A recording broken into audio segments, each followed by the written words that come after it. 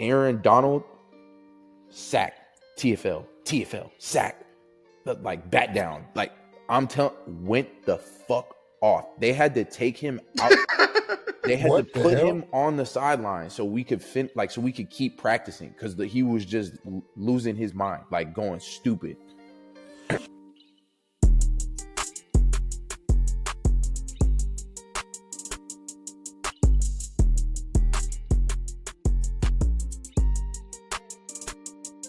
Yo. Yo. You know what I'm saying? We back. This is episode 5 of The Real Understands Everything. As y'all know, True Talk. Today, man, we got a special guest in the house. Like I told y'all, every week we gonna bring a banger every week. Pause. But we got, man, somebody I consider my little brother. But I consider this guy a little brother, man. If you saw me on the street, you asked me who it was, I'm always refer my little brother, man. Somebody we met in junior college, connected, you know what I'm saying? Blood couldn't make us any closer, honestly. Current Chicago Bear, defensive end, outside linebacker, you know what I'm saying? Heat-seeking missile, whatever you want to call him. Drafted. Man, well, you know, he got drafted to the Los Angeles Rams in 2022, man. But yeah, this is Daniel Hardy. Y'all give it up for him if y'all see this, you know what I'm saying? We live. Yes, sir. Yes, sir. Yes, sir. Welcome. That was good to I'm be gonna here. get right into it. I'm gonna get right into it, Dan. You know what I'm saying? Give us an update, man. What's new? I see you got to, you know, look like you're in a new crib, you know what I'm saying? What's new? Yes, sir. Just new crib, who did? Yeah. Finally got tired of paying rent and Airbnb fees and just decided to, you know, get a crib out here in Chicago. You know, no matter what happens, it's a good move. And but that's about it. We, you know, as far as new stuff with the team, we got a new head coach. Everybody heard about that. Damn near a whole new O-line. Oh yeah, we're gonna get into that. Yeah. So for somebody who never been to Chicago, what do you recommend and what do you recommend you stay away from? I recommend you try every single food spot in the city. This is the Chicago, the mecca for food, bro. I don't care what anybody say. I know. Pizza. Yes. And that's the one dish, thing. Right? No. Deep dish. The deep dish, it ain't hitting on that? No. Everybody I talk to who's from Chicago says that the deep dish is not it. Like no matter where you go. Interesting. I know somebody from Chicago, and I'm gonna get in their ass about it too. That's funny. Interesting. So what do we stay away from? Stay deep dish. Deep dish. That's crazy. Definitely stay away from Chicago in the cold because it's cold as a motherfucker up there. Nah, it's not that bad, man. What's man, come on. Negatives bad for you. Yeah, you tripping. I mean, I went after my JUCO days. I was at Montana State, so we were out there, you know, and we didn't have an indoor like y'all FBS school. So we was out there in the cold, running around. Shit, I ain't have indoor either. Yeah, I was in PA. Well, I'm still in PA. So you get it. It don't get cold like that in Georgia though. So I'm out. No, I mean, like, we get 7 degrees here. We get a degree sometimes. Man, we was out there. I mean, it get cold. I got Oklahoma, 8 degrees, but I ain't had to deal with no 7. Yeah, I got one too. One in a disc next to it. Man, we was out there in -20, bro, during spring ball. Yes, I never seen. No. Listen, the coldest I've been in a practice setting is 2 times. A game setting when we went to Fort Hays in Kansas. That like they had snow on the ground. That was different. But the coldest was obviously JUCO, bro. We practiced in sleet and snow in the mountains, fam. Yep. I had on some thick Clemson thermal gear, like, bro. Under my pants, I had on 2 sweatpants, like 4 hoodies, shoulder pads, helmet, ski mask before ski mask was a thing. I was a real poo shiesty out there. To win this, whatever it was out there. I remember that practice. I know Montana State get different out there though. I'm already knowing. Yeah, we had practices where like we had to they had like built in time in the middle of practice for us to go inside and warm up so nobody got frostbite, and then we would go out and finish the rest of practice. That's That's Why the hell ridiculous. did crazy. you pick to go there and play? You say what? Why did you pick to play there if you had it? Because I it mean, looked nice. Got the mountains. nah, I mean, Montana State was the only like real legit offer that I thought Okay. I had like at the time. Like I had some Understood. questionable stuff from. Don't do that, man. LSU was not trying to sign me, bro. That was not happening. I had some stuff from Fresno State where they wanted me to come and like they called it a blue shirt, I think, where like you pay your way through the summer and then like when the next I've year never rolls heard of around, that. they give I you know they got red shirt, gray shirt. I ain't never heard of a blue shirt. and that's Now, Never blue exactly heard what of shirt I is a said. thing. I think it's because it's like a Cali thing. Because Cali is on its Cali own got gray different like shirts too. JUCO They scale. gray shirts you in Cali too. Yeah, but it's like coming out of Cali because you got the NCJAA, which is you'll Right. see like Kansas schools or JUCOs play like a Mississippi JUCO, but Right. then you got California. It's like The CIF. Oh, NCJAA, NC something like that. says But CIF. like only Cali JUCOs play Cali JUCOs. Like you don't play out of state. Right. So like the championship, like for me and Daniel in 2017, we made it to pretty much the Final Four. And the This is the winner goes and play. final countdown. But we would go and play like the winner of that game goes and play. So you have the winner of NorCal, which is like that show San Francisco, Oakland, like all of that is Northern California, Sacramento, all them places. The winner of NorCal goes and play the winner of SoCal, which is LA, San Diego, like all of that Southern California stuff. And then obviously those two meet up and then you have one winner. But yeah, the rules are a little different for Cali JUCOs, which is why they had the blue shirt stuff. I didn't hear about that until I went to Cali and I was just like, blue shirt. Brother, I'm not paying for school when I leave here. I done paid for enough. Facts. But people that are gonna hear this and listening and watching, this man could have had off from LSU. I don't want to hear those excuses. I watched. I saw with my own two peepers.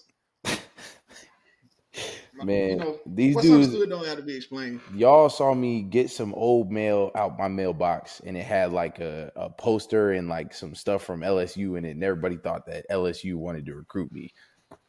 Did I get that? Did I get one? Hey man, You're the only person on the team to get multiple Power Fives. The list goes on, man. I can name them. We can name drop some schools tonight if we want to. All I'm saying is I was not staying at 6U's for another year, bro. That was not happening. I will say though, shout out to Montana State, man. That's lit. They gave my dogs a chance, man. And I can definitely see. I took a trip out there about 2 years ago, maybe. Yeah, it's been about 2 years, 3 years ago. Took a trip out there, and like being out there in their facility, I can see why a person would want to go there. Okay. The view is breathtaking for sure. And I can say like for them to be an FCS school, they definitely got like a family environment there. First of all, the game was like -35. And to see fans out there with their shirts off, I'm talking about people nipples sliding off their chest. Like I ain't never seen that like it. I'm like, joint was packed. Bro, like it was packed though, but like it's definitely got a scenic view. And you know what I'm saying. So I can understand why Daniel would have went. And if anybody that's gonna see this, if you know Daniel, like it fit him. You know what I'm saying. Like that was somewhere he needed to be. For sure. Because it definitely molded him, man. I was gonna say I got a question State. too. Go ahead. With Montana State, Dan. So coming out of Montana State, do you feel like you were overlooked in the draft process? I don't know about all that. I wasn't really even a dude on the team until like my last year there. Like I was a backup Sam linebacker behind a dude.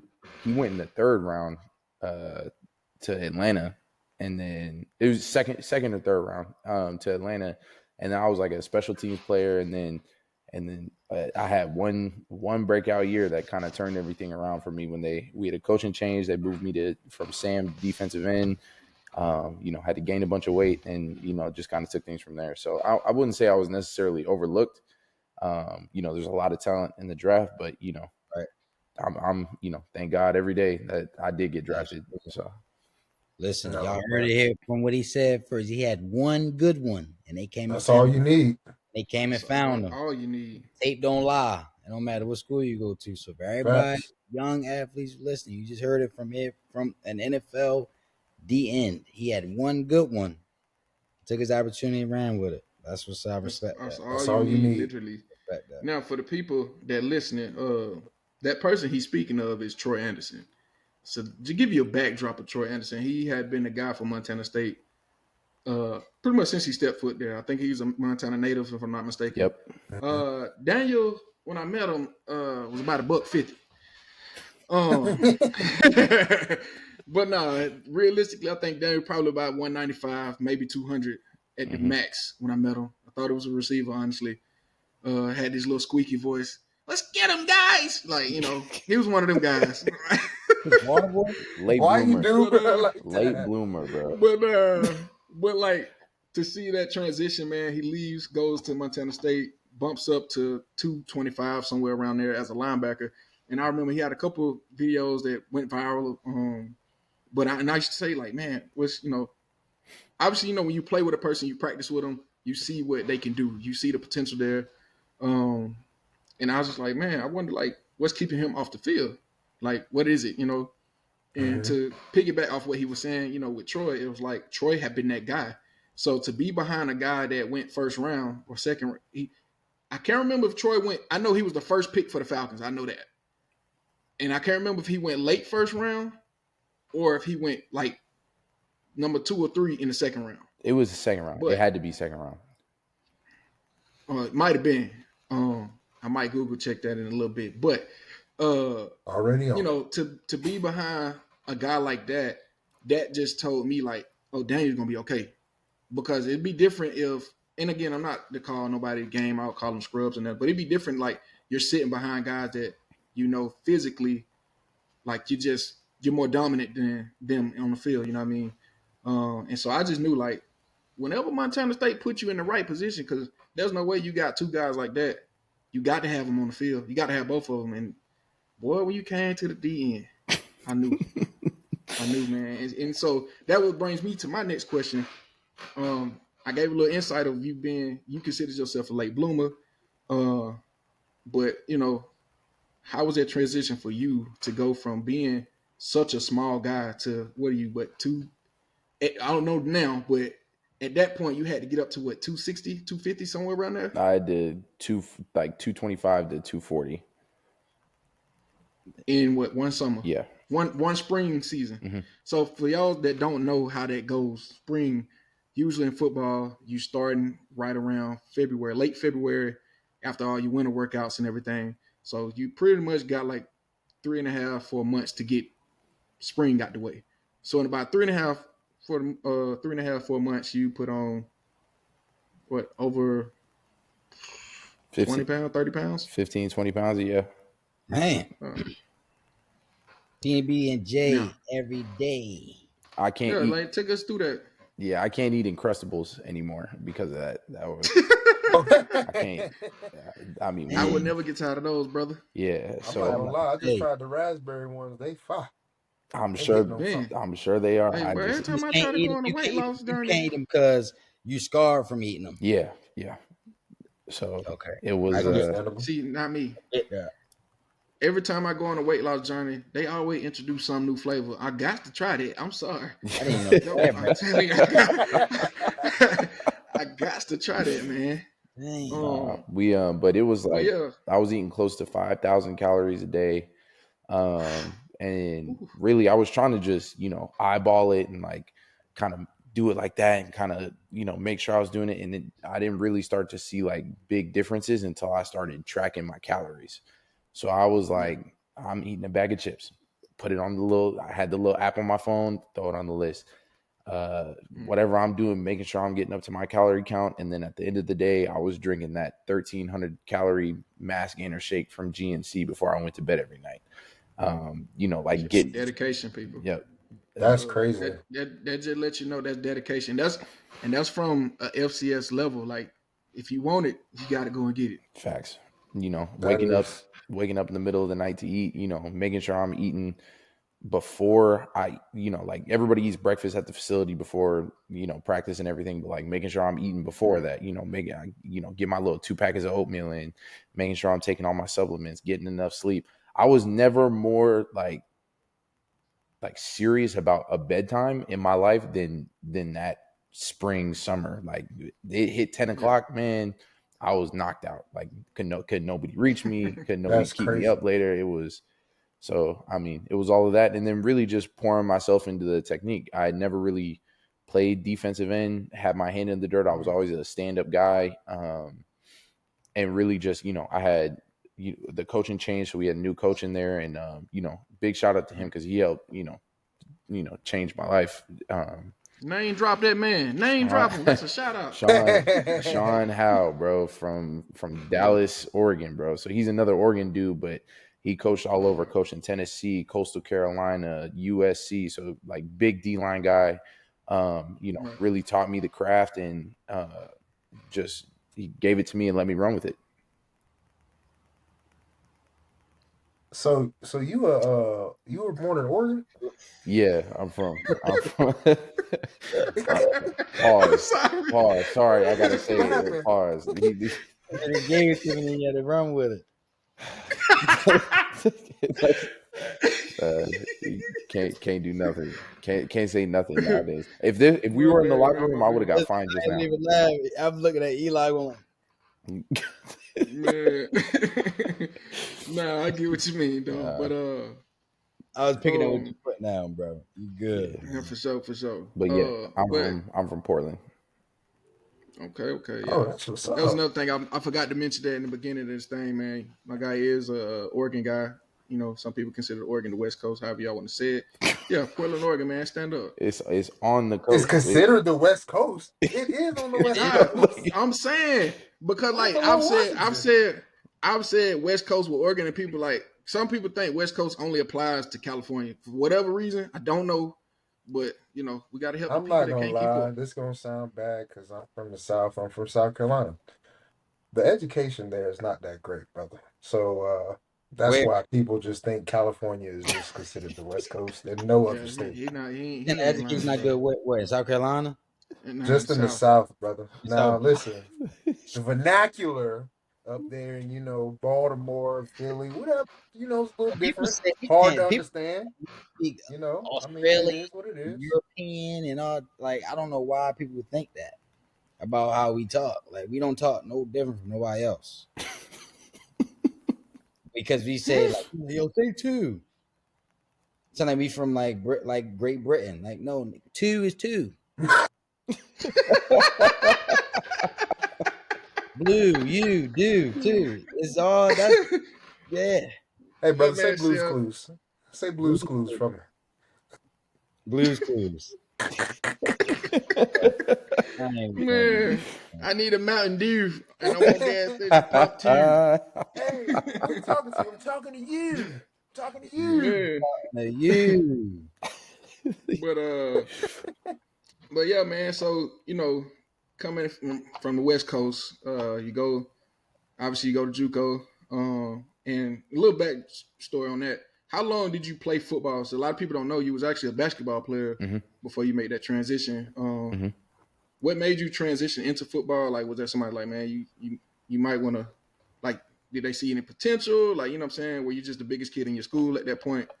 But like, what made you switch from basketball to become like football full fledged? So the assistant basketball coach at my high school was the head football coach, and he had been trying to get me to come out for years. And obviously, I was one of those kids who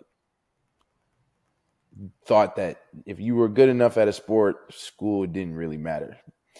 And so I had to go through that struggle of, figuring that out and getting rid of that ignorance. So my parents only let me play one sport for the time being.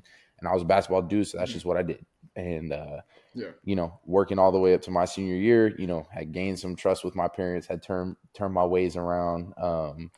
and they let me, go out and play football, and had a great season. I was playing both sides. Actually, I was doing that. We were doing everything. We didn't have like a bunch of football kids at my school, so it was like if you played football, like you were playing offense, defense, and special teams. Like there was no break. I'm sorry, I don't know. I was just about to ask you. Oregon or Portland. I'm not no disregard to you. I had never heard of no nigga come out of Oregon or Portland be nice. This is gonna sound bad, but I feel That's like why I'm amazed. You are the first person that I bro. When I looked you up today, I didn't even. I'm like, bro, you from Portland? That's y'all played football. Y'all even knew what football was out there. Oh yeah, they got football. That's crazy. That's crazy to say. We got Shout some. Like we got I forget what the dude's name is. We had a dude who was the starter for the Falcons for a while. Come out of Oregon. Joey something. But offensive lineman? No, starting quarterback. Oh wow. We had, didn't who was number 88 for the Broncos, that tight end?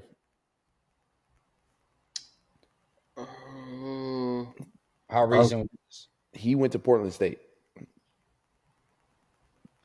Like we've had some low key guys go, bro. And Ndamukong Suh is from Portland. Really? Yes. Oh, wow. I didn't know that. Oh my! Hey, that's one of the meanest. That's one of the greatest. Play the game. Come on, that now. is, to me personally, as a former collegiate defensive tackle, that is the greatest. That is the greatest defensive tackle to come out of college. Okay. Like not what he did in pros, but just pure college. Yeah. That man was a defensive tackle and was a finalist for the Heisman. Let that sink in. That's facts, bro. He finished number 2 in Heisman voting as a defensive tackle, an interior D tackle at that. Single-handedly almost beat Texas by himself.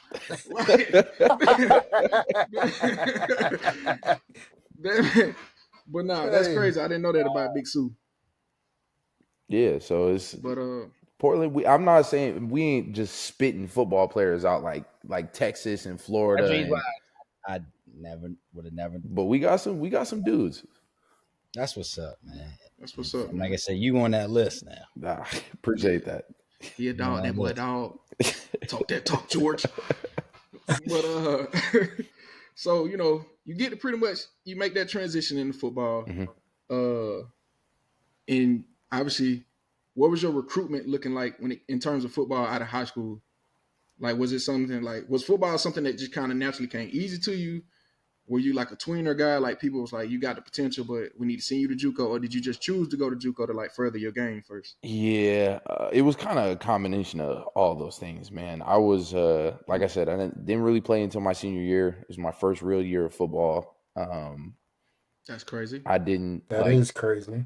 And we didn't, not to talk down on our program, but it wasn't like we were learning everything there is to learn about football. Like we were kind of just out there, like, or at least my perspective, like there were days where like my coach would be like, yeah, you're just blitzing off the edge every play. Like do whatever. Listen, see, more kids need that, bro. This is because they're not. This is go ahead, John. No, I'm just saying, like, I coach now. So, like, I wish, like, my coaches in high school, like, nigga, run a go route. Yeah. I said, John, safety do this, then you got to now turn your hitch into a 7-yard glance route. Like, what the fuck is a glance? I didn't even know that. Like, nigga, tell me I got to run an 8-step slant. Nah. Yeah, sometimes I'm going to say this. That's what, bro, be simple. Kids need that because attention span wise, we thinking about girls, we thinking about homework, we thinking about what I'm about to do after practice. Am I about to get on the game and play Fortnite? Like, we not thinking about, like, that's too much. I'm not even gonna lie. That's a great point. Yeah. That's too much. But what your coach tell you to do? My coach was just like, go make the fucking play, Mike. Goddamn. You out there too long. Just run fast you can, Daniel, and go get him. Yeah, that's what I'm going to be real. I feel like every coach in high school, like, obviously, depending on the type of tier program you go to in high school, that's number one. But if you go to, like, the mediocre, the average, and you just a guy for them. And because me personally, I didn't learn the game of football until I went to college. Like I knew the game, but I didn't like for real learn it until I went to college and actually started really studying it. Before then, like I've always been a smart guy, you know what I'm saying? I was smart on the field. But, you know, like Daniel said, like I had a coach, man, rest in peace. Like he would just tell me, bro, just make a play. Like just go back there, do what you got to do, make a play. Yeah. And one thing my coach instilled in me back then, shout out to Coach Keys, man, God rest his soul. He honestly created me to be a run stopper. Like he said, if you can't do nothing else, don't let nobody drive you back. And those so many words, man, I'm not gonna say what he said verbatim, but you ain't a man if you let another man drive you against your will. You should be better than him going forward than he is. You know what I'm saying? Like, Pause. so, No Diddy. So Anything. you doing the bending? You so you was doing the bending. No Diddy, man. But yeah, man, simplifying the game is extremely crucial, I think, in a high school standpoint. Because again, like you said, you may have a guy like Daniel who first year football, you can watch football all day. You may not know the X's and the O's, but look, like That's like the facts. movie Blindside. Look, man, just if he got the pig, he got that little brown thing in his arm, just go get him. I don't care where you get him at, just go get him. nah. But nah, that's real though. Which brings me to my next question, which is recruitment.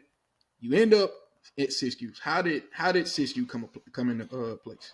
I was trying to go to Portland State, just trying my hardest, trying to get their attention. Ew. I had, one coach come out and talk to me, and I stopped hearing from him, and like, I'm talking to him, trying to tell him I got my grades up, I got this, I got that, like what, can we get a scholarship? Because I was paying for college on my own. Like my parents were like, you're 18, you're a man now, like get it figured out. So, I'm like, I need a scholarship. Like I can't pay for school and with no job. Like I gotta have something. College is expensive. So I'm trying to see if he could come through with a scholarship. I'm calling Carroll College. I'm going to the Western Oregon University. Like I'm trying to get all these places. Like I'm just trying to go somewhere. And bro, yeah. the dude that's from a lot. You did a lot on your own. I'll tell you that. That's because boy, my mindset was not that like, At all. Nah, bro. But I went to Portland State's like football offices, like unannounced, like walked in and was like, "Hi, how you doing? I'm trying to get a scholarship." And they were like, "Oh, we've never heard of you." Like the defensive coordinator was like, "We've never heard of you." I was like, "I've been talking to this coach," and they're like, "Oh, he took a job at San Jose. He don't work here anymore." Like, wow. So then I sat in the defensive coordinator's office. He watched my highlight tape and was like, "Well, I mean, we could get you a walk-on spot." And I was like, "Well, I can't do that. So thanks for the offer." And didn't get anything from Western Oregon. Carroll didn't even respond. Like, and then Damn. ironically, so I told my coach that like when I got back to school, I was like, yeah, like nothing from Portland State. They couldn't give me anything. And he was like, oh, well, we got this coach who's just in town who's asking about you from Siskiyou. He's a junior college. That could be an option for you. You want me to set it up, like meet him? And I was like, yeah, for sure. And he just happened to be in town. And we had a sit down, got a visit going, and that was it. Hey man, that guy he's talking about, his name is Charlie Roach, man. Shout out to Charlie Roach, college at the Siskiyou. He's no longer the head coach there. I believe he's actually the AD now. Mm-hmm. Eagle football, we love it. That's all I'm gonna say. If you've been through that, man, you know. So you go to Siskiyou, you become a guy, you know what I mean? And I'm speaking from just the outside, or not outside. I was living it, you know what I'm saying? I'm living there with you. We're in the Cali dorms. Anything that you guys can think of when it comes to California JUCO, we've experienced it. We've watched it, you know what I'm saying? Mm-hmm. Fortunately, we did have dorms at our JUCO, but it was limited space. Meaning, if you didn't get a room, you're finna be 15 to a house. Yeah. We actually had some teammates that got scammed. It was 15 of them living in the house. by some squatters that came and took their money, making it seem like it was their house. We were all at practice one day. They come back from practice, police everywhere. The people that actually lived in the house were on vacation, came back, found all these dudes in their house or men clothing in their house. And thank God they kept receipts and parents got involved and everything to show that, like, no, we paid these people. They said that this was their house. Come to find out they paid squatters. And if you don't know what squatters are, those are people that pretty much break into vacated homes or people that go on vacation. They kind of watch you. They kind of live in your house and then they dip and go to the next house, wherever they go. This was in Shasta County, Siskiyou. If you're familiar with that county, then you would know that's not, they're pretty common around them parts. pretty common around there, But we got to experience that JUCO lifestyle full fledged. I mean, again, anything that you can think of from a JUCO standpoint, you name it, we've been through it, we've seen it. Which brings me to, with you going JUCO, how do you feel like that prepared you going into the next phase, like Montana State and even into the NFL? Like, how did JUCO shape your football career? I mean, it was, I say it's huge because it laid the foundation for like being able to just do hard shit. Like that was Siskiyou's. I mean, there was like when I got to Montana State from Siskiyou's, I didn't know what the flats were. So like, but what I could do was make myself run a million gassers and do all that and figure out how to make some money when, there were times out there at Siskiyou's where we couldn't eat. Like we didn't have money to eat. Everybody's meal points ran out. Then nobody have no money. And we were out there surviving off the Dollar General. Let me tell y'all something, man. I can speak on me. I can speak on only me and my experience in JUCO. Times got so hard, fam. At this point in time in JUCO, I was freshly 21.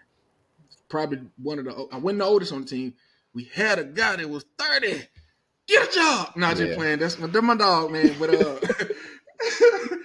But man, I'm freshly, 21. People 19, 18, some people 20. And it got to the point, man, you got to start hustling around there. And that don't mean in no like bad way of hustling, like little stuff, writing papers for people. Like that's how bad it is. Like I'm charging you to write a paper.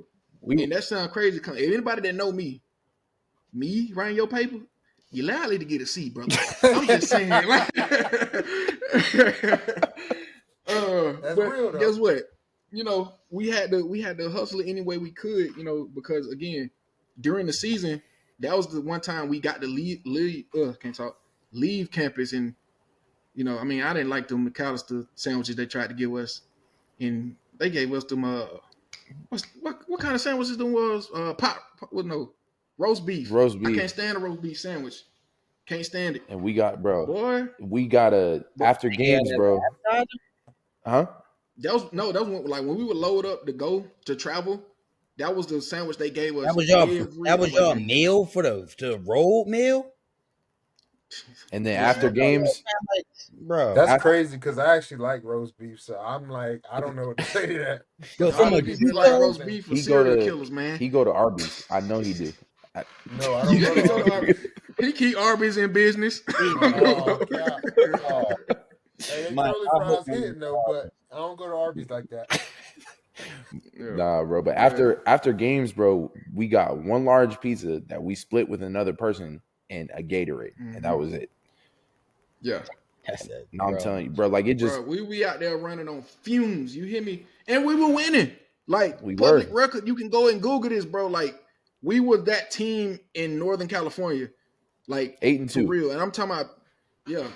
And the two losses was one we had, we were feeling ourselves a little too much. Pause. But like we were just, thinking we couldn't be beat in terms of football. Got humbled. And then, we got humbled. And then we go into the playoffs, make a deep run, go to the Final Four. Like I said, play against San Mateo's, the Monstars. For real, it don't make no sense to have that many guys on that team going D1. They were stacked. But they were stacked. But like we was, you know what I'm saying, as much as we struggled, I think that's what brought our team together. Cause like everybody, like it's true. If you want to win, like everybody got to really focus on a common goal. Because ain't nothing else. Literally, there's nothing else to do at Siskiyou. If you ever go to Siskiyou, there's nothing to do but play football. If you want a scholarship, you want to make it out, you literally have to focus. You know what I'm saying? Because I remember like coming into Siskiyou, we had these thing called the Bear Trail Run, which was like a mile and a half. Let me tell y'all, I'm gonna take y'all through my experience as we talking to Daniel because he was there. Mm-hmm. I got the fat man clap. I got the fat man. If you don't know what the fat man clap is, that's when you the last one. Everybody like this. Come on, man. Hey, listen, bro. First of all, Siskiyou is about 4,000, almost 5,000 feet elevated in the air. So air is thin up there when you're running. I'm freshly coming from Georgia, fresh out the plane. I get out the plane. The air thin up here. But man, we go through these things where we had to do that run, and I'm like, bro, I ain't gonna lie, I contemplated quitting. Like, I was 2 years removed from college football. I had stopped playing football. Get there, and I'm like, man, it really made me. You left Lane? Yeah, after I left Lane, I tried to go to another place, but like I stopped playing ball, like altogether, college ball altogether. I kept going to college, but I stopped playing college ball. And we meet up there with Daniel, and I'm like, all these Cali dudes, bro, all these boys acting like this is normal. I'm like, bro, this ain't normal. Like, I promise y'all, the air get better in other places. You can breathe. Like, nah. But yeah, man. I remember because JUCO was an experience. We were on that run, and our other homie Tyson, like Eli, he was trying to get, put his arm around, like get Eli to put his arm around him so he could like, carry run with him, and like he was like, "Come on, bro," and Eli was like, he said, "Hey, man, I appreciate what you're trying to do, but get the hell away from me." He said, "Let me finish on my own, bro. Do not touch me." Hey, I was new. Bro, I was new out there too. I was like, listen, bro, everybody just back up. My knees were screaming. That back, bro. Anybody over 250 has experienced back fat burn. That's when you run too long and that back fat get to burning. Mike, am I lying? When that back fat get to burning, man, you get to wheezing a little bit. Man, I'm telling you, bro. Facts. When I came from the end of because the way you running in the woods, kind of like mountain terrain, and you come out, and when you come out, it's opened up. Literally, I could hear. Let me tell you how messed up it was. One of the coaches, he's on a bike. He go and finish. He comes back to find me to make sure that I'm still on course. He goes back and tells them, "Oh, he's on the way." And I start hearing everybody on the team like, "Yeah." And as I'm coming around that corner, Daniel was like right there. This is how I met Daniel. God honest. He's the first person. He's right there. He runs up with me to run and finish with me. Dog, let me tell you something. This is all you seen. Daniel is, come on, bro. I'm like this. Bro, when I tell you, dog, I could almost kick the bucket, bro. Trying to play college ball. Trying to get college ball, bro. I was like, never again, fam. But, again, that right there was a defining moment. You know what I'm saying? It shaped me in more ways than I can imagine because, again, JUCO, it just instilled a mentality. And I get why, like, some guys, like, y'all hear a lot of guys say all the time, like, JUCO mentality. Like, before I went JUCO, I used to be like, I used to get annoyed by, oh, Lord. What? You getting hacked right now? Like, man, you gotta. He said, "Oh Lord, I got." Right now we're having a little technical difficulties, ladies and gentlemen. Well, let's transition to you know what I'm saying. So your JUCO experience plus your college experience. So what was your welcome to the NFL like moment? Bro, that had to be that was a training camp with the Rams. My first training camp. And so what year were you there? 22. I'm trying to think who I know that was on that team. Aaron Donald. Oh, he was with AD. Mm-hmm. The myth, the man, the legend. No, Tavon wasn't. He was gone by then. Yeah, he was gone. Did you know Casanova McKenzie? No, sir. He was on that. Well, so that might have been a couple years before you then. But yeah, so training camp with the Rams. Mm-hmm. What take us through that? So we're doing our little like pods, the run pods, and they let the the older guys, because this is the year right after the Super Bowl, so we still got like a low key like a full room like on the outside linebackers. Yeah. So I'm not the first guy up. They brought me in to sort of develop a little bit and see if they could get something out of me, play special teams, all that. So I get up there against one of the backups. I'm not sure of what his name was. I don't remember, but I do remember I got up there on the line and I'm in a 2-point because they have a stand up, and I went to go. I'm like, I'm about to prove a point. I'm about to send a message, right? It's a run game, I'm already, they think I'm undersized, whatever it is, yada, yada, yada. So I go to knock his block off. Like I come out my stance, boom, I'm full extension. I'm trying to put my helmet through his chin strap, bro. And you know how old linemen, when you're over lunging, they'll just, and it's like outside zone my way. You down. He didn't swipe down, bro. He swiped up underneath my arm and threw me on my face 2 yards into the backfield, bro. Crazy. And I was like, damn. I said, what the hell? I said, line it up again. Ran it back, bro. I got down in a 3-point stance because I'm like, you know what? Fuck it. I'm going back to being a DN. I do the same thing. I launch at this dude, and he did it again, bro. I'm sitting here trying to figure out how the fuck. I said, why am I laying on my fucking face right now? No, but he whooped my ass 2 reps in a row, and that was it. I was like, oh, this shit different. These dudes real life strong, strong, throwing people. So you a victim. Yeah, exactly. Exactly what happened. But nah. What did the coaches say to you during what did they say to you during that whole? I mean, they were just, hey man, it's next rep, you're good. You get it. They were they said basically my inside hand wasn't strong enough because he was able to bring his outside hand and turn his shoulders. Whereas if I had a stronger inside hand, he wouldn't have been able to rotate and bring it through and throw me by. So you had this hand. So say if you rushing, you had your outside hand free, and you pretty much trying to bend. You were trying to bend to get around, or you trying to set the edge? No, I was trying to set the edge, and he tossed me. It was crazy. I guess crazy. Another question too. So, who was? Well, not say you starstruck, but who did you enjoy watching practice the most while you were in LA? Oh, that's a hard question because that year, bro, they were star studded. They had that's why I'm dudes, bro. It's either got to be, it's got to be Aaron Donald or Matt Stafford, bro. Matt Stafford, yes, really. The way he is a legend. Yes, bro. No, I'm not taking. No, I'm not taking that from him. But I'm was Odell was gone, right? Yeah, Odell was gone. It was just him and Coop. But the way some of the passes I've seen this dude make, or the way he reads defenses and gets getting it out quick. I'm talking the second his back foot hits the ground, he's out of there. I've seen him make 20-yard passes into tiny ass one, look, cakewalk. He just no rolling out, no crazy theatrics, bro. Just getting it, boom. Yes, and it's out now. The way he reads, bro, those no look passes that he be doing are crazy. It's wild because he'll really throw off the whole defense. And then Aaron Donald was just, I remember, because this was my first, I was blown away. Sean McVay don't let us have bad practices. He's not, he don't do that.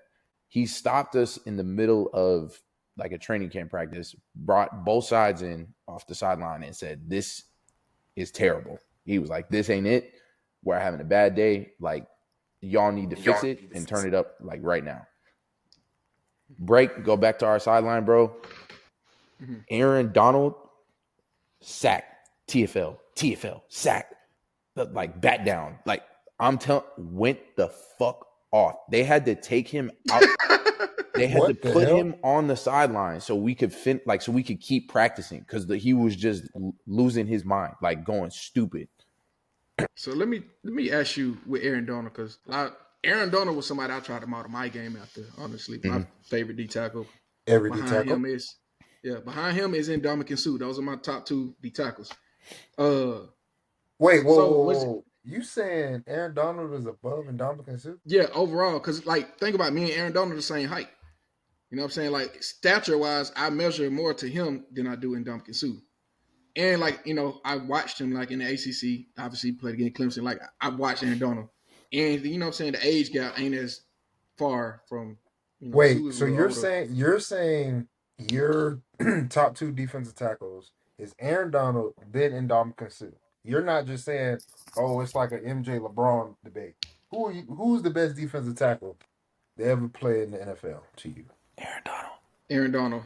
I can't argue with that. Okay. I Carry it on. Aaron, yeah. He's that But dude, bro. But let me tell you about this. from He's not a mean person. He's not like rude or anything like that. But when I tell you this man doesn't speak, Who? that's what, AD, and bro. see, that was gonna be my next question. Okay. I was gonna ask you, what is that relationship? How was that relationship like? Were you able to build a relationship with him, or like did y'all speak? You know what I'm saying? I mean, I wasn't like that over there. I was still developing, still, figuring out the NFL, and honestly, wasn't at my best over there. So like me and him didn't really have a relationship like that. But like when I tell you, like you tell him what's up in the hallway, he gonna nod his head. He gonna be polite and be like, "What's up?" But he's gonna keep it pushing. Like he was not like He's about business. He's about great, business. yes, but all business. This dude would like you catch him. He like you ever seen that video of Kanye where he laughing at a joke and then he realized he's laughing and then just like shut it down? He'll be like that, bro. Like like he's bro. And I'm telling, bro is an absolute. He is a maniac in the weight room. Like we would do the team mandatory lifts during the day. We would do those like our defensive stuff, and then we had like an hour or so after like our meetings to eat lunch and get ready for practice. This dude would be in the weight room hitting a whole other lift by himself. That's crazy. So seeing Aaron Donald approach the game in the business like that, did that kind of like click for you to be like, okay, this is what it's like to be a pro? Like, did you ever get to a point where like, okay, because again, I feel like if you play with somebody like Aaron Donald, that's like most people don't get that type of example in front of them in terms of being a professional athlete. So in some ways, my next question was going to be, who have been some of the biggest influences as guys that's helped mold you into the player that you are now and how you approach the game now, whether it's been your time in high school, college, or pros, you know what I'm saying? Like, who are those guys that you can say, like, these guys help influence who Daniel Hardy is now as the football player? Like, outside of who Daniel Hardy is away from football, but just speaking purely on football, like, who are some of those guys that help inspire your game and, like, help you reach that next potential or that next level? I say Joel Sabaka, Sean Howe. Okay. I'd say he probably don't even know this, but Chase Benson. He was a D tackle at my school, and I say Mike Hoyt with the Rams. Okay. He's tough. I know exactly what you're talking about. That's He's a white guy, isn't it? tough. Yes, that boy tough. So great, bro. This dude, he's born in Ohio, but like moved to Canada, was from Canada. He was like a hockey guy, went to Brown College, smart as hell. This dude came to the Rams as a 3 tech and moved him. My rookie year, they moved him from 3 tech to outside linebacker. And he started like the next 3 years after that and just signed a big deal in Buffalo. So like smart as hell, but like one of those dudes who's just an absolute grinder. Started on special teams, wherever you need me, coach. That was his mentality. Always doing extra work, always getting extra recovery. Like he was the leader of our group. Like my second year, like he was just a all around good dude. But just a worker. And then going back to high school, Coach Ibaka, he was my head basketball coach. And like I told y'all, I was ignorant and thought, being good at basketball meant I didn't have to worry about school. But he really taught me what it meant That to boy thought he be. was going to the NBA. Yeah. But no, he really taught me what it meant to be like a competitor. And in terms of like, I want to play basketball. I want to be great at basketball. I want to do this or whatever it is that you feel like you want to get yourself into. I'm doing Right. whatever it takes to reach my goal.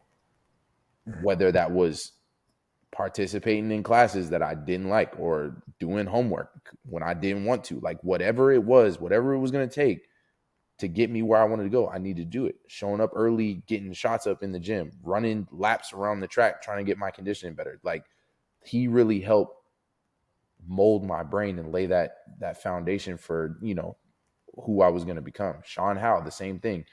Like understanding, reinforcing that same idea of whatever it takes. Like if I got to wake up in the middle of the night and eat food so I can gain weight, drink that mass gainer Right. shake, go, I'm doing extra practice outside of practice on stuff, watching film, whatever it is, like whatever it's going to take to get me where I want to go, that's what you got to do. And so those, Facts. those, especially those two, in like paramount in my development.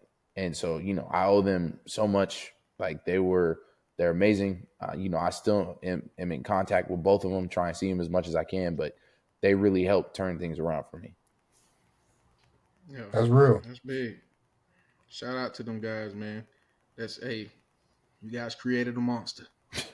Um, so I So want good. to take it back a second. Something I wanted to mention earlier. For people that don't know, Daniel lost his dad, 2017, I believe. 18. So I want 2018. Sorry about that. Uh, so with you having such a rapid success rate, in football, like, and then you pretty much hit what I would consider a low. You know what I'm saying? Losing a parent, somebody that you were extremely close to. Um, Mentally, like how did that affect you in dealing with all of the success that was happening at that same time, and like how did you recover from that? Um, from having tragedy, but also still finding ways to navigate through it.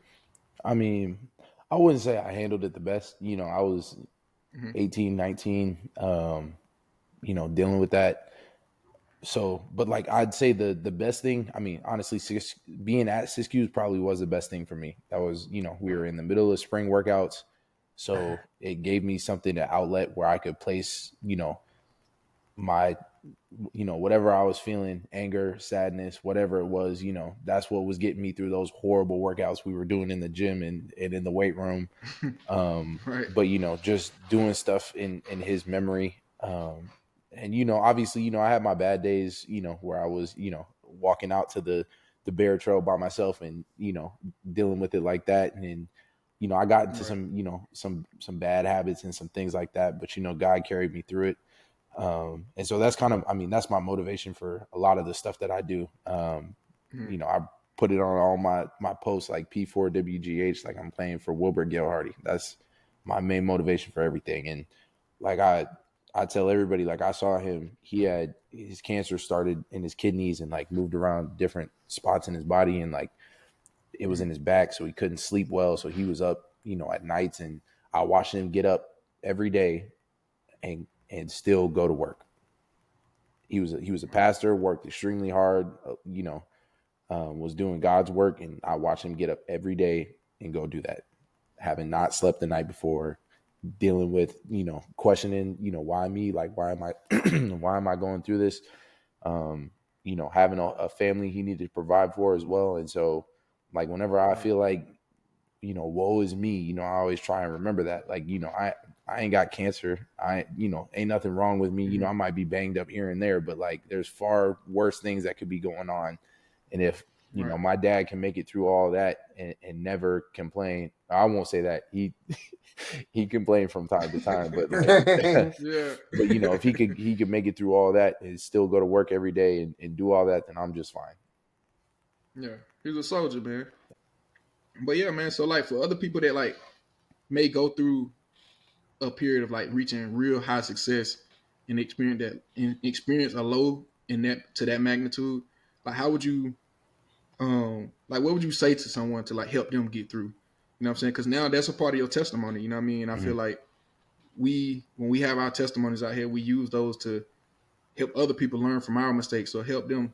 You know what I'm saying? Like you can reach a person. You know what I mean? So like, what would you say, or you can just look at it like, what would you say to young Daniel that you know what I'm saying older Daniel now would be saying? Oh, absolutely, like 100%. Like I don't know if anybody out there is religious or not, but I believe in Jesus Christ, my Lord and Savior. So I say Say it. 100%. Yeah, I would tell myself to lean on God more because I turned to other things, substances, girlfriends that I probably shouldn't have been messing with, like things like Right. that. And while I had football, which was positive, got to put Yeah. put my pain into my work and all of that. There were bad things I was doing too. So I say 100% Right. lean on God, bro. Not everything always makes sense in the moment. Facts. But everything's a part of his plan. Lean on God and just there's not always going to be an answer right then and there, and it might not come until you're well way older, and you might look back and see it then. But just lean on God, hold on to Him, and trust that everything's going to be okay. That's a word, man. Anybody listening to that? That's a real word. That is One a thing real you're one. gonna get from True Talk. Oh, we gonna put God first. Yeah. You know what I'm saying? For real. Always, man, because In Jesus' name. amen. You feel me? Because Amen. I feel like that's a very important thing, and I think sometimes we forget to bring that up or mention it. It's like God been good to us. You know what I'm saying? Through our highs, through our lows. Because when you go through a low, like you can't get no lower than your low. You feel me? And when you don't got nobody else to turn to, listen, everybody else gonna complain. Everybody else gonna have an opinion of some kind. Some people may not understand you. I ain't heard God complain to me yet. You know what I mean? I ain't heard God turn it back on me yet. I could be dead wrong. Dead wrong. He ain't turned it Facts. back on me yet, man. So, you know what I'm saying? Message of the day when you hear this, no matter what you're going through, lean on God. You know what I'm saying? If you're religious, if you're not religious, I tell people just try God out. Try him out for yourself. Can't That's all you hurt. can do. You know what I'm saying?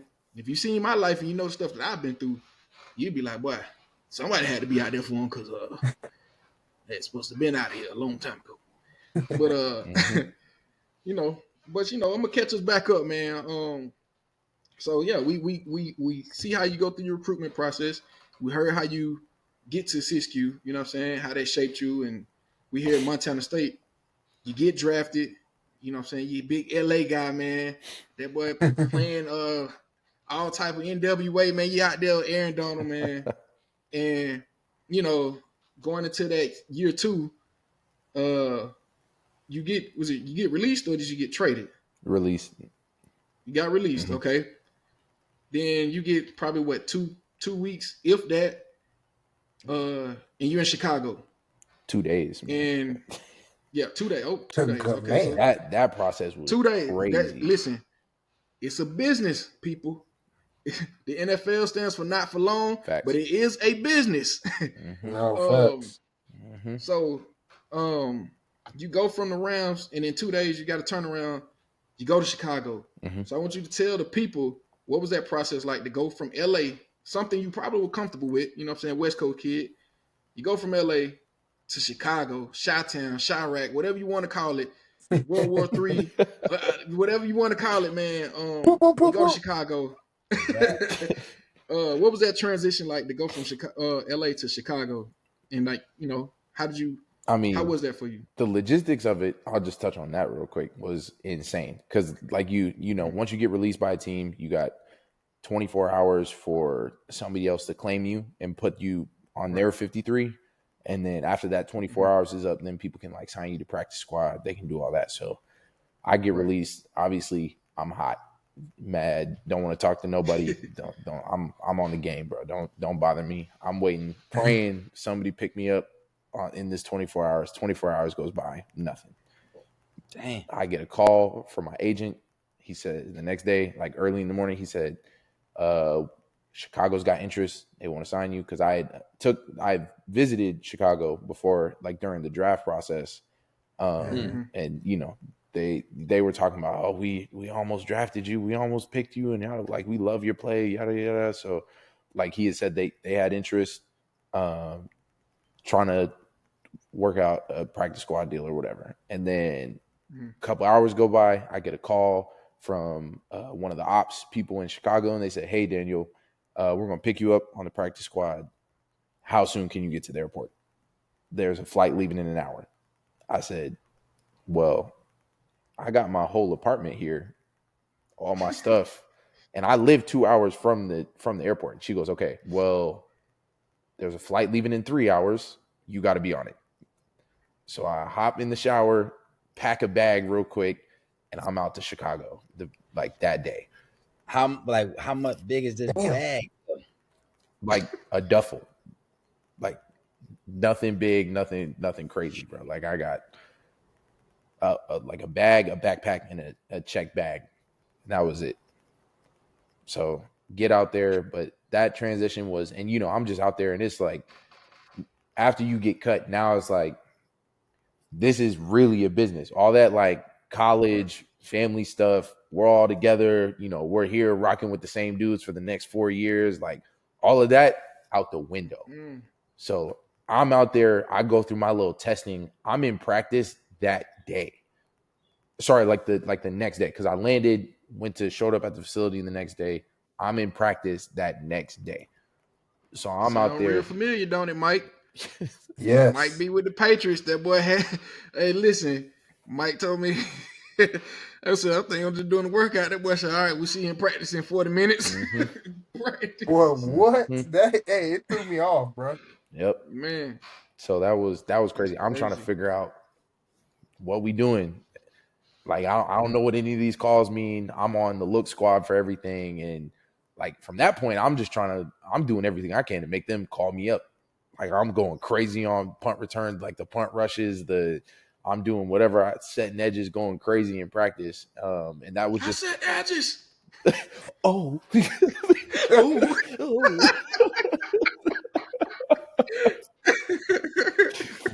No, but that was just kind of my mentality for the whole year, like trying to get them to like, hey man, like call me up, bring me up, let me get that game check, man. Let me get those 3 elevated so I can get that season, going towards my pension. But was only up for 1 game and was inactive, so didn't do much that year. But like the coaches, everybody said was, man, like we love the way he practiced. Like that was their big thing. Like that's why they brought me back, because you love the way you practice, man. You out there giving it all every rep. Like you ain't got no chill. Like everybody's like, damn, Hardy, turn it down. Like what you doing? Why are you going so hard in practice? I was like, bro, like I was unemployed for like 24 hours with nothing but my thoughts. Like I'm not going back to that. Like there's no way. Like so.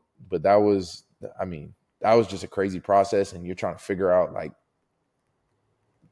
damn, like what did I do wrong? Like why didn't they fuck with me? Like why didn't they like me? Like what was I?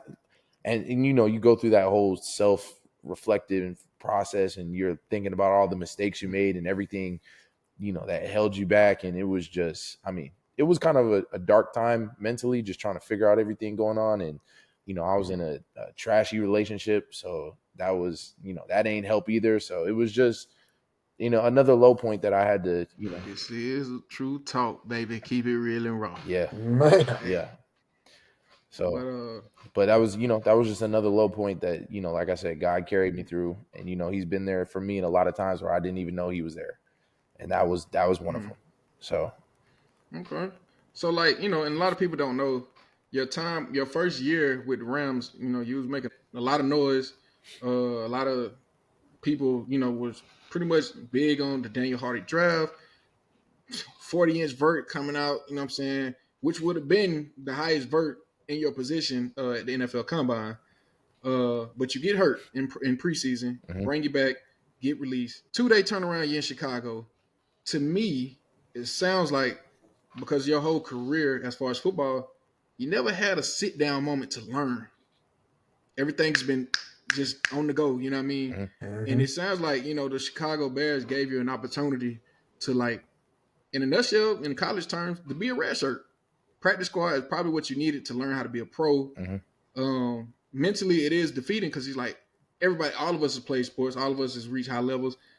You always want to be out there and put your best foot forward. You always want to be like that guy, And so to go from being that guy to like, okay, now I need to learn how to be that guy again, or I need to play my role, or whatever the case may be for you.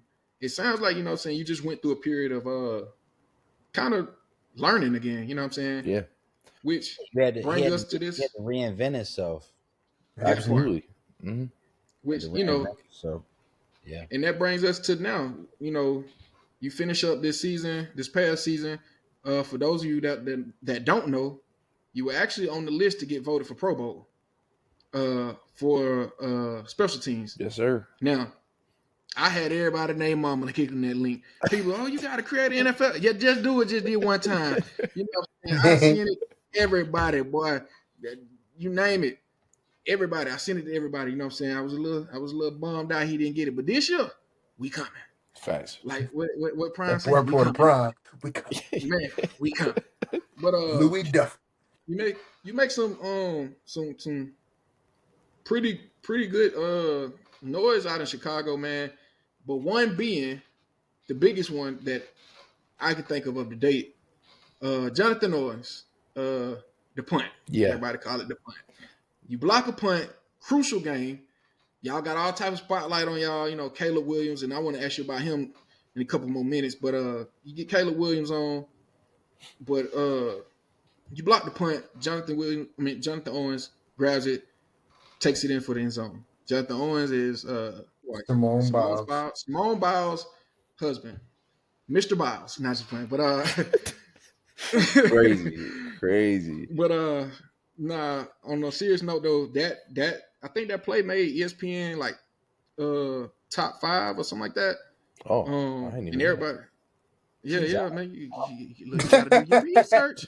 I'm telling y'all, you gotta do your research. You're a ball player. They tell you not to look at the doggone news. Yeah. Don't look That at is it. true.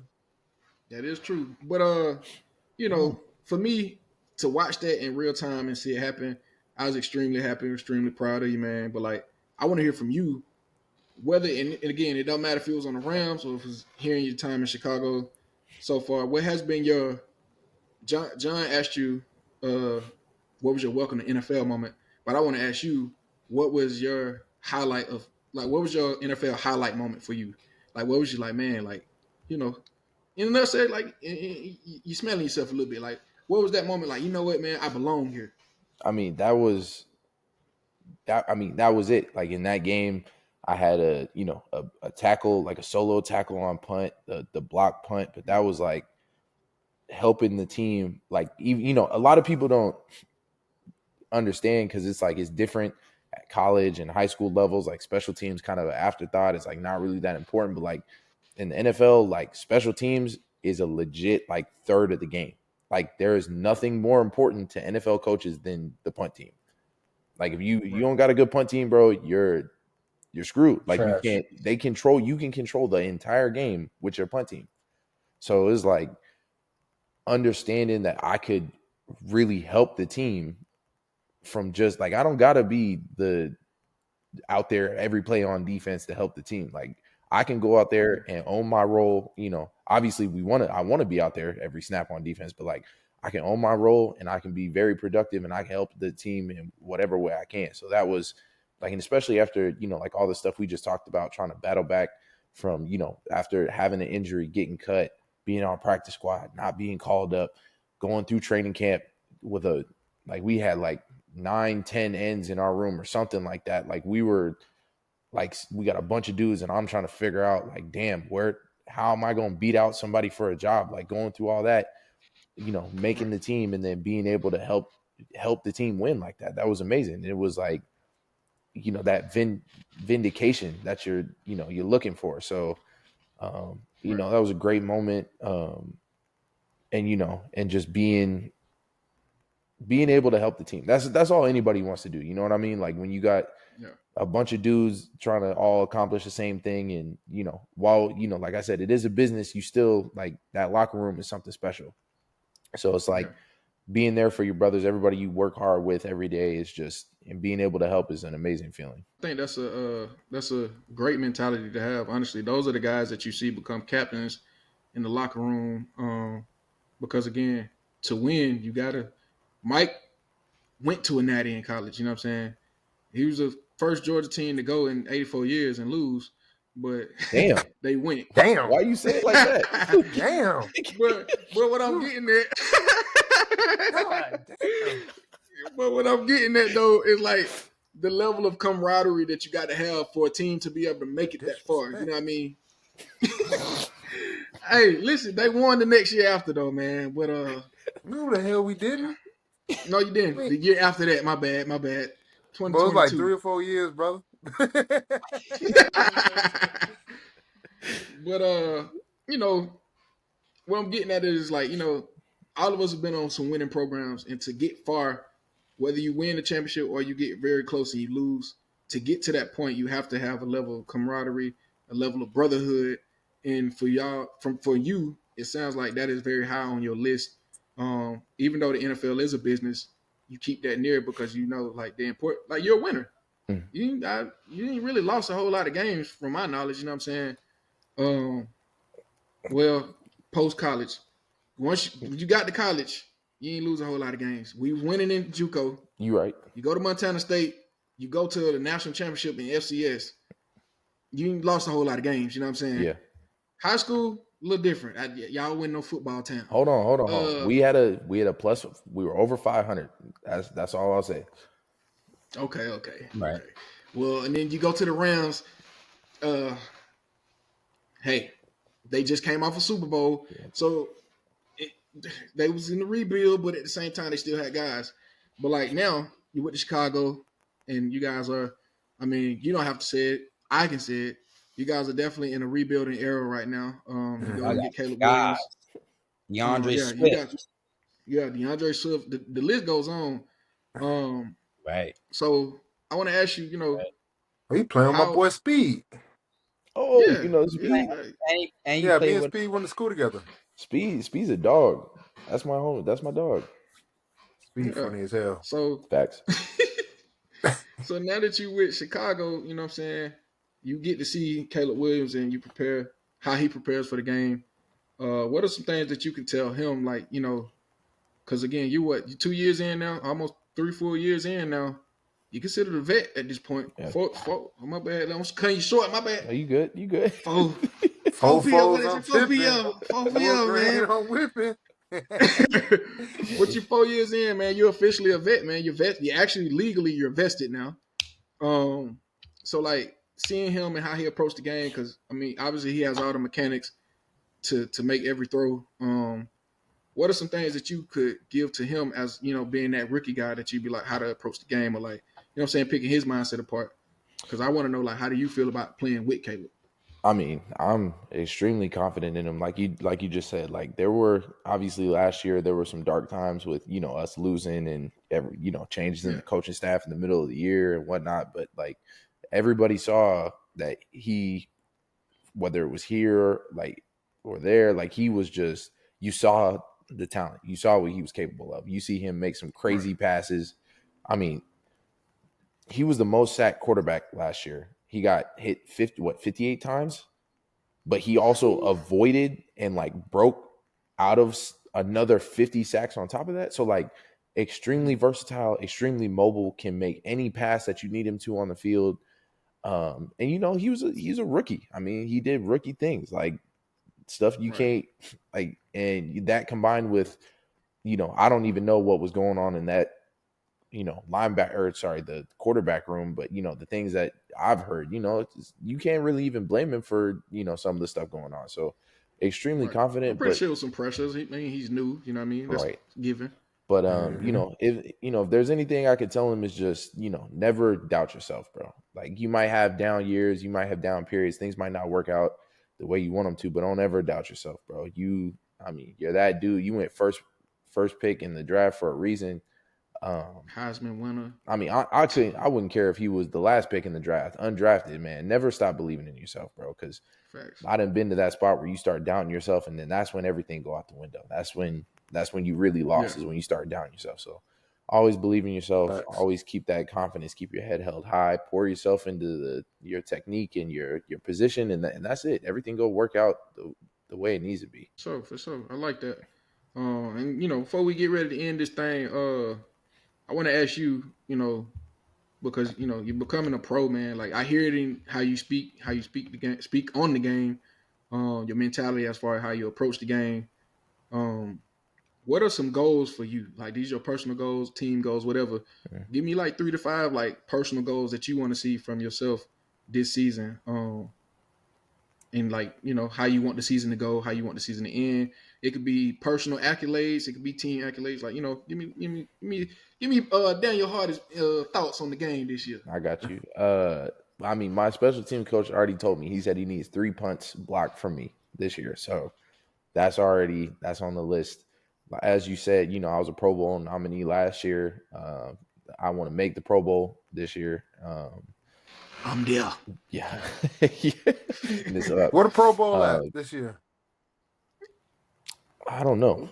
Was it? I don't know. Did they announce it this early? I don't think they know. announced That's what I was it asking y'all. Yeah. No, I don't think they announced this early. But I don't know. So it's my 3rd day out here. but yeah, no. Obviously, 3 block punts, make the Pro Bowl, and I want to lead the team in tackles again this year in special teams tackles. Ooh. Okay. I'm gonna say doable. one of my goals, very much doable. I definitely want to see you personally. This is from me. I want to be able to see you. You know what I'm saying? Because the things that you are capable of, I know you're capable of. I want to see you. You know what I'm saying? You get a lot more reps on outside of special teams too. You know what I'm saying? Mm-hmm. I think, but I'm also a firm believer in if you're good at everything, you're a master of nothing. So special teams is a thing that you got to master. By God, do that, my boy, Yep. because I know guys personally have been in the league 10 years, big money. I'm talking about fat checks, strictly special teams. Mm-hmm. You know what I'm saying? And don't ever listen. If you don't hear from nobody else, you're gonna hear from True Talk. Don't ever let nobody tell you or down talk the role of a special team player. We've all been there. You're living it. You're currently living it. Mm-hmm. Fans may not know, like you said earlier, fans may not know how important special teams is on an NFL team. But it is extremely important, extremely crucial. I went through the draft process in my All-Star games. I ain't never played punt. Guess what I did? I was a wall. I was a shield. Do whatever. You got to do whatever to try to make that roster, brother. Facts. First of all, me running 40 yards consistently at practice for that was crazy. Listen here, was crazy. Hey, what you hit him with that? Man, listen.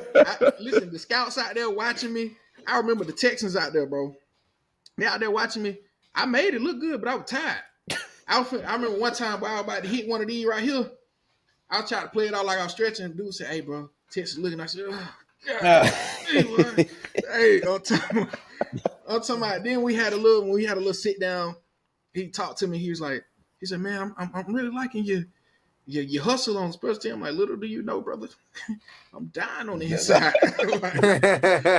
They kill me with this. Man, y'all killing me with this. But yeah, man, that's good, man. I'm excited for you this year. I think great things are to come. I'm gonna give a shout out to the Bears again, man, for bringing you back, because I really think they building something special with this roster. A lot of people might be skeptical, you know what I'm saying? But it's new. You guys got a young team. Sometimes having a young team can be very dangerous, because it's like that high school team. All the seniors graduate, but you slowly acclimate your freshmen in as the season progresses. Mm-hmm. They already used to it. So now the next season, it ain't nothing but to do it. You know what I'm saying? Mm-hmm. And y'all got some dogs, man. A lot of dogs. I think when the time's right, y'all will make a big noise. You know what I'm saying? Mm-hmm. I truly believe that. But that concludes our time here on True Talk, man. I want to say thank you for coming on, telling your story, bro. Absolutely. You know, Definitely appreciate you always you. got a fan in us, man. Like True Talk, we support you. Appreciate y'all, I man. love you. If you go to the Pro Bowl, we there. Turn up. Well, no, we coming for the regular season too. I'm coming to Yeah, Chicago. yeah. Oh yeah, we definitely got to pull up to a Chicago game, man. For You sure. know what I'm saying? Early in the season, before Yeah. the snow Yeah. gets there. Early. Early. Man, Yeah, Come oh, on, y'all man. come to Yeah. DC this year, right? Y'all play the Commanders. I don't think they've announced that yet. Oh wait, maybe they did. If Hold they on, do, let me look. If Because they if do, you that come to two birds in DC, one stone. I live in PA, so that's close to me. I don't think y'all play Philly. We got. Yep, we got the Commanders away. Oh well, listen. If you get, I don't know. Sound like that's the game, fella, because y'all know who else on that squad. Mike Ballard. Sidebar, man. I set up a meeting. Daniel's rookie year.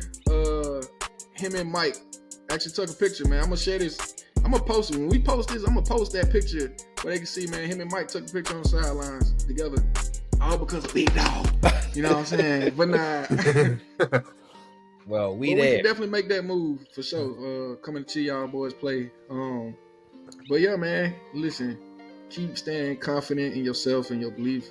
Keep God first. Always. What you say, man? I love you, boy. Keep God in your life. Not just playing. But Keep bitch out of shit. but yeah, man. Again, thank you for coming on, man. It's been a time.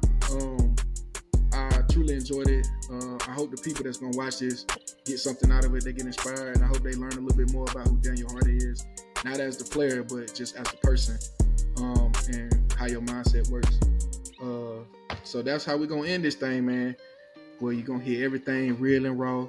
If you wanna keep hearing more real, more raw, tune in.